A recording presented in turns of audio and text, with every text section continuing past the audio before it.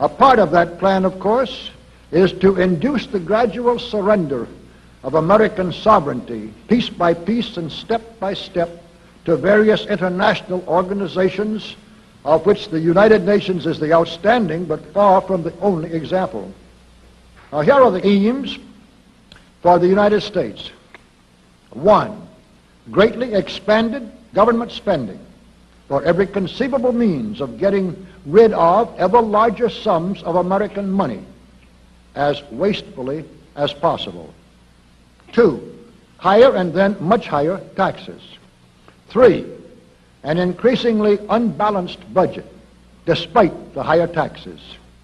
4, wild inflation of our currency.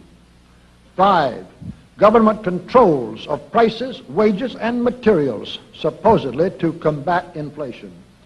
6, greatly increased socialistic controls over every operation of our economy and every activity of our daily lives. This is to be accompanied naturally and automatically by a correspondingly huge increase in the size of our bureaucracy and in both the cost and reach of our domestic government.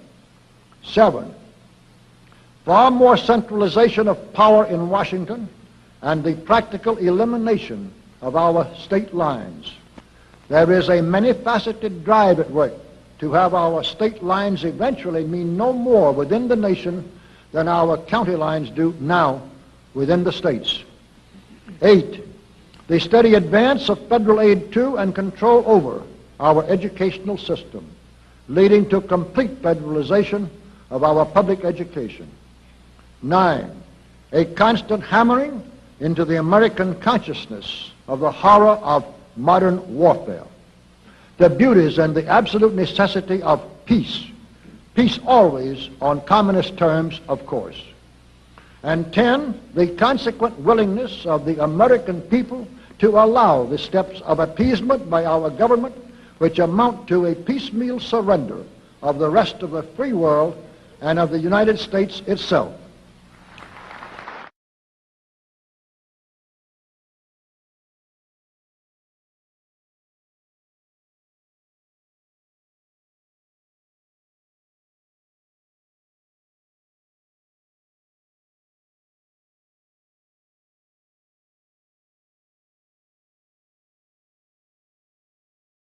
Shell of pretense by which the comsimps have promoted us into this growing war in Vietnam is so transparent and so flimsy that it would collapse under even a modicum of common sense. But how are we to get that common sense applied? Or will the American people simply never learn from experience? Finally, we come to the $64 question about Vietnam. What are we fighting for? What are we trying to accomplish? What are our goals? What is our real purpose? Nobody knows, or at least nobody in the administration is willing to say. And it is only when that question is answered honestly that the whole business makes sense, and thus paradoxically becomes crazier than ever. For the purpose of our being at war in Vietnam, ladies and gentlemen, is simply to be at war. The ages-old advice to rulers was phrased by Shakespeare as follows: "Be it thy course to busy, giddy minds with foreign quarrels." That formula is being used on the American people today with double-barreled effectiveness. For the objective is not simply to distract the attention of gullible minds from the steady advance of state socialism and government regimentation at home, although this it certainly does, but the more sinister, though parallel purpose, is to use the very fact of our being at war as an excuse and a means of speeding up that advance, of gradually completing the transition into state socialism, and of converting the increasing and tightening regimentation into the framework of a totalitarian police state. Unless sufficient understanding of what is happening can be created to force a postponement of administration plans, the rationing of food and fuels, the allocation of materials, the imposition of price and wage controls, and far more drastic regulation by a central government of every detail of our daily lives are all just around a few corners, not very far ahead. And the fact that we are at war is to be the excuse and the means for suppressing all opposition to such policies, for brutally tightening the arbitrary enforcement of government regulations, for making all opposition to government policies synonymous with treason, for ruthlessly liquidating all resistance, and for irresistibly fastening the shackles of the police state around the bodies and over the lives of all the American people.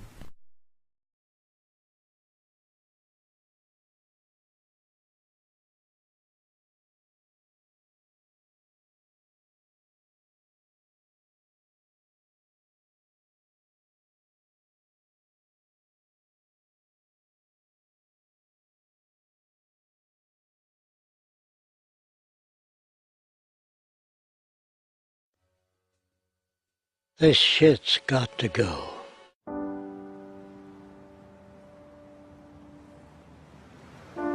Somehow the Icelanders started to forget their past.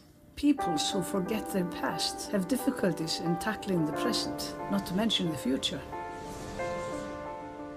Iceland has been missing a clear vision for what we like to stand for and how we see ourselves in the world.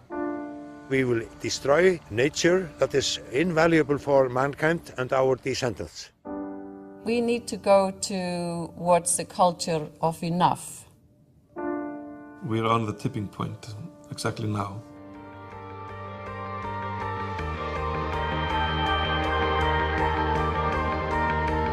We have to take care of that body, which is our country. It has been given to us to take care of. Hér tvo samninga að ræða, annars vegar samkomulagið við Hafnarfjarðarbæ og hins vegar kaupsamning við Magma Energy Sweden. Rosalega stolt að selja eina eignina sem eftir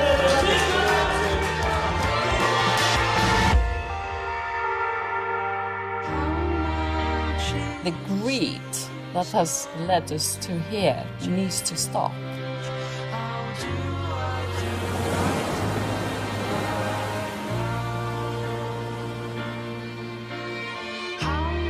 That is the only thing that can help us, is the believing in the country and believing in the people. How do I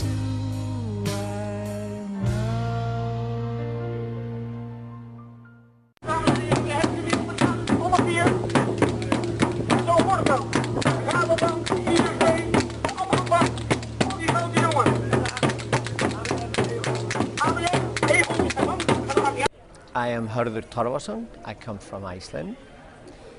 I am a person who belongs to no political parties, nor religious ones. And I'm the person who started like kind of a revolution in Iceland on the 6th of October 2008. And I kept it running with 3 demands for 5 months. That is to say, we got away the government. We got a new government, and people in high places that had been very corrupt. We are all dealing with the same problem worldwide. This is a globalization of few companies and IMF. We are fighting for our lives. We have a choice. Either we accept these conditions or we fight it. We don't fight it with riots. We don't fight it with fire. We don't fight it with violence. To deal with the non-violence part, what I did in Iceland, and they started throwing rocks at the police. But the people wearing orange walked in front and made a wall in front of the police to show we mean this. This was a very beautiful thing to do because people were throwing rocks. And I think in that part we won the heart of the police. We fight it with reasons, informations. We have the technology, we have the brains to do it, so let's do it.